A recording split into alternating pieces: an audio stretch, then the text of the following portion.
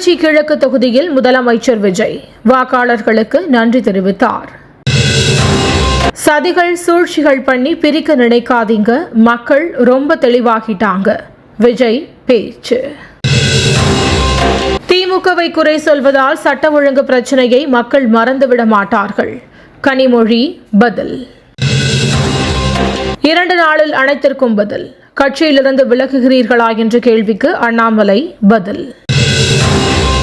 சிங்கப்பெண்ணுக்கே பாதுகாப்பில்லாத தாவேக ஆட்சி, நயினார் நாகேந்திரன் விமர்சனம். சிங்கப்பெண் சிறப்பு அதிரடி படையையே தொடங்கி வைக்க முடியாத தாவேக அரசால் பெண்களுக்கு எதிரான குற்றங்களை எப்படி கட்டுப்படுத்த முடியும்? டிடிவி தினகரன் கேள்வி. முதுமலை அருகே மாம்பழத்திற்காக காரை கவிழ்த்த காட்டு யானை, பதற வைக்கும் காட்சிகள். பேனா பேப்பர் முறையிலேயே தேர்வு, கணினி வழி நீட் மறுதேர்வு கோரிய மனுவை நிராகரித்தது உச்சநீதிமன்றம்.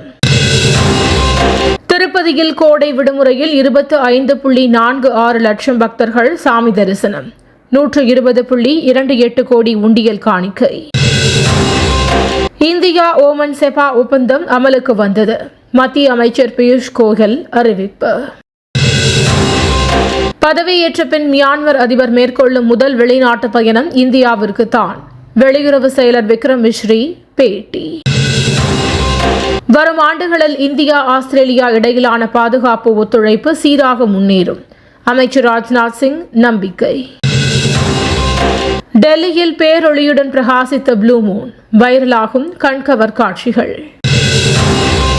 வெப்ப அலையின் தாக்கம் அதிகரித்து வருவதால் நண்பகல் 12 மணி முதல் மாலை 3 மணி வரை வெளியில் செல்வதை தவிர்க்க வேண்டும், மக்களுக்கு மத்திய அரசு அறிவுறுத்தல்.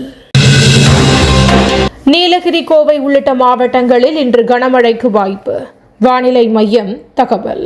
தினந்தோறும் காலை தலைப்புச் செய்திகளை உடனுக்குடன் தெரிந்து கொள்ள வணக்கம் இந்தியா நியூஸுடன் இணைந்திருங்கள்.